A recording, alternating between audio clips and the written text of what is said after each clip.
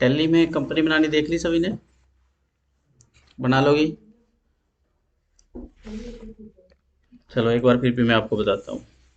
Tally में जो आप कंपनी बना रहे हो, आपका डेटा कहाँ सेव हो रहा है, पता चलता है?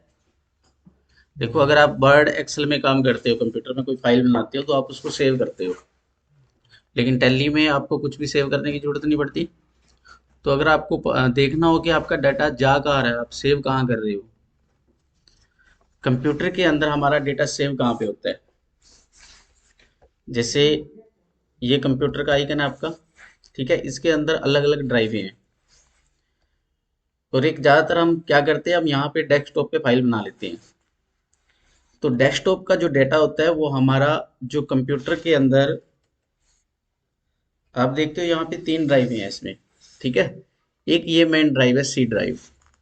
इसके अंदर हमारी विंडो है, ठीक है, जिसके ऊपर कंप्यूटर काम करता है। प्रोग्रामिंग जो होती है सारी इसके अंदर होती है।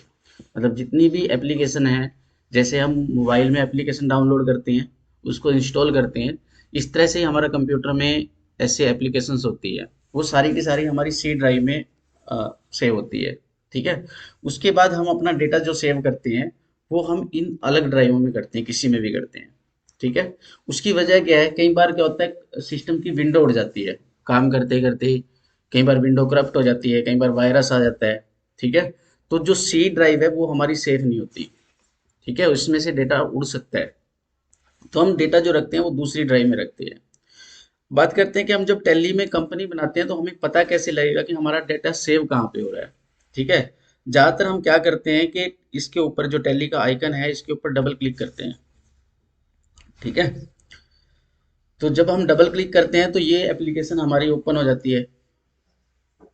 जैसे यहाँ पे कोई कंपनी लोड हो रही है, उसका यूजर आईडी पासवर्ड मांग रहा है, लेकिन मैं क्या करूँगा, यहाँ पे नई कंपनी पे जाऊँगा, ठीक है। यहाँ पे मैं क्या करूँगा, क्रिएट कंपनी। सबसे पहले क्या करते हैं, हम क्रिएट कंपनी करते हैं, ठीक है। क्रिएट कंपनी जब हम करते हैं तो सबसे ऊपर जो है कंपनी डेटा पाथ, ये आ रहा, ठीक है, कि हमारा डेटा सेव कहाँ पे होगा। तो अभी ये दिखा रहा है ई ड्राइव के अंदर टेली डाटा का फोल्डर है, उसमें डाटा सेव होगा।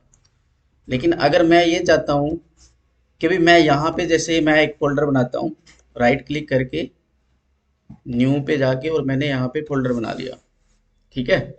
और मैंने इसको दे दिया, जो नेम है मैंने दे दिया इसको 412,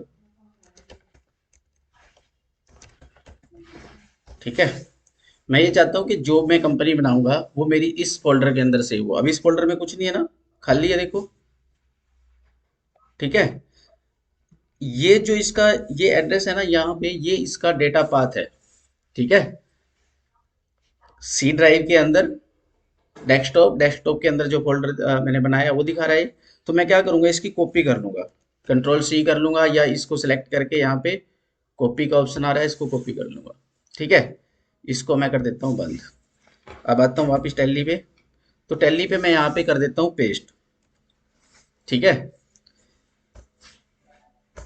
अब देखो यहाँ पे जो कंपनी डेटा पाथ है वो चेंज होके ये आ गया, ठीक है, जो मैंने सेलेक्ट किया वो आ गया। अब मैंने अपनी कंपनी का नाम देना है यहाँ पे, ठीक है। मैंने दिया एवी पब्लिक स्कूल,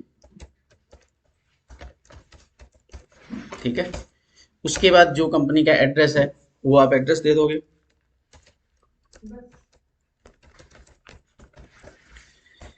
अब जब आप आगे इसमें इंफॉर्मेशन दे रहे हो ना, जैसे आप जो स्टेट दे रहे हो,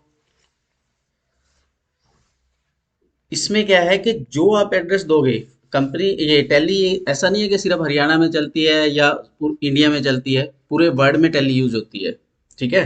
अगर आपने यहाँ पे इसका कंट्री अलग दे दिया तो इसके जो टैक्सेशन के फीचर है ना, उस देश के अकॉर्डिंग चलेंगे, उस कंट्री के अकॉर्डिंग चलेंगे। तो यहाँ पे आपने ध्यान से अपना स्टेट देना है, जो एड्रेस है अपना देना है। जैसे हमने देना है हरियाणा, ठीक है। ये बिल्कुल बेसिक इन्फॉर्मेशन है, ठीक है। Telephone number, mobile number, email ID, website जो है अवेलेबल है वो आप यहाँ पे दे दोगे, ठीक है। उसके बाद पूछ रहा है financial year beginning from, financial year जिस साल में हम काम कर रहे हैं, ठीक है। फाइनेंशियल ईयर होता है 1 अप्रैल से लेकर 31 मार्च तक, ठीक है। तो ये पूछ रहा है फाइनेंशियल ईयर बिगिनिंग फ्रॉम, मतलब जिस कंपनी के का डेटा हम तैयार कर रहे हैं, जो कंपनी क्रिएट कर रहे हैं, वो काम कब शुरू हो रहा है। ठीक है, अब मान लो हमने आज से काम शुरू किया है। ठीक है, अभी हम दिसंबर में है, दिसंबर 23 में। तो इस दिसंबर 23 का जो फाइनेंशियल ईयर शुरू हो रहा है वो कब से हो रहा है? 1 अप्रैल 23 से। ठीक है, तो हम यहाँ पे देंगे 1 अप्रैल 23। उसके बाद पूछ रहा है books beginning from. Books beginning from, books का मतलब क्या है यहाँ पे, कि जैसे हम अकाउंटिंग करते हैं। ठीक है, अकाउंटिंग में हम बुक्स लिखते हैं ना, कैश बुक हो गया, जर्नल हो गया, सेल रजिस्टर, परचेज रजिस्टर, ये सारी क्या होते हैं? बुक्स होती हैं हमारी। लेकिन अब हम क्या कर रहे हैं? टैली में काम कर रहे हैं। ठीक है, टैली भी बुक्स ही होती है, लेकिन इनको बोलते हैं हम इलेक्ट्रॉनिक बुक्स। ठीक है, किसी भी सॉफ्टवेयर में हम काम करते हैं तो इलेक्ट्रॉनिकली काम कर रहे हैं हम। ठीक है, इसको बोलते हैं इलेक्ट्रॉनिक बुक्स। तो ये पूछ रहा है कि बुक्स बिगिनिंग फ्रॉम, मतलब बुक्स कब से शुरू हो रही है। अगर हम आज से काम शुरू कर रहे हैं, आज ही हमने कंपनी बनाई, आज से ट्रांजेक्शन करेंगे, तो आज से हमारी शुरू होनी चाहिए बुक्स। ठीक है, तो हम यहाँ पे आज की डेट दे सकते हैं। मान लो यहाँ पे हमारी है 2 दिसंबर, तो हम दिसंबर दे देंगे। ठीक है, जनरली हम क्या करते हैं कि जो हमने ऊपर डेट दी है वही हम देते हैं। ठीक है, 1/4/23।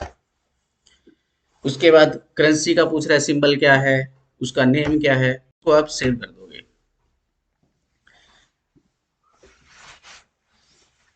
जब आप कंपनी क्रिएट करके आते हो तो सबसे पहले आपको इस तरह से दिखेगी विंडो। यहाँ पे आपने टैली में कंपनी तो क्रिएट कर ली। अब ये पूछ रहा है कि आपने इसमें फीचर क्या क्या रखने हैं। ठीक है भी, देखो ऐसा नहीं है कि जैसे ही हम बिजनेस स्टार्ट करते हैं सारे के सारे जो कंप्लाइंसेस है हमें अभी करने होंगे। ठीक है, जैसे जीएसटी है, जीएसटी लगता है तब अगर किसी कंपनी की टर्नओवर 40 लाख से ऊपर हो। ठीक है, उसके ऊपर जीएसटी लगता है। टीडीएस लगता है अगर किसी की टर्नओवर 1 करोड़ से ज़्यादा है, तब टीडीएस लगेगा। ठीक है, नॉर्मली क्या है कि अगर छोटा बिजनेस है तो हम क्या करते हैं कि इसमें टैक्सेशन के फीचर नो कर देते हैं। ठीक है, उसके बाद ये इसमें देखो 4 ऑप्शन आ रहे हैं आपके पास, अकाउंटिंग, इन्वेंट्री और टैक्सेशन के है दो, जीएसटी और टीडीएस। ठीक है, तो यहाँ पे अकाउंटिंग जो हम डेबिट क्रेडिट कर रहे हैं, एक लेजर को डेबिट कर रहे हैं, दूसरे को क्रेडिट कर रहे हैं, ये अकाउंटिंग है। ठीक है, इन्वेंट्री के हम साथ में स्टॉक भी रख रहे हैं। जैसे हम सिंपल करते हैं purchase account debit to cash, लेकिन परचेज में हम क्या क्या आइटम परचेज कर रहे हैं, स्टॉक कितना है हमारा, कितना हमने बेच दिया, कितना हमारे पास रह गया। ठीक है, वो होता है इन्वेंट्री। तो हम क्या करते हैं, शुरू में ये दो फीचर तो यस रखते हैं और ये दोनों फीचर हम ये नो हैं। ठीक है, जितने फीचर हम टैली में एनेबल करेंगे उसी के अकॉर्डिंग टैली हमारे से इंफॉर्मेशन पूछेगा।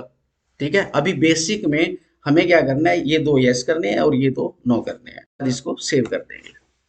ठीक है, इस तरह से हमारी टैली में कंपनी बन गई। अगर हम देखेंगे कि हमारा डाटा सेव कहाँ हुआ है, तो जो ये हमने फोल्डर बनाया था, ये बनाया था फोल्डर, इसमें कुछ नहीं था पहले। अब आप इसको ओपन करके देखोगे तो यहाँ पे आपका ये फोल्डर बन गया। ठीक है, यही आपका टैली का डाटा है। जितना भी आप टैली में काम करोगे इस फोल्डर में ऑटोमेटिकली डाटा आता रहेगा।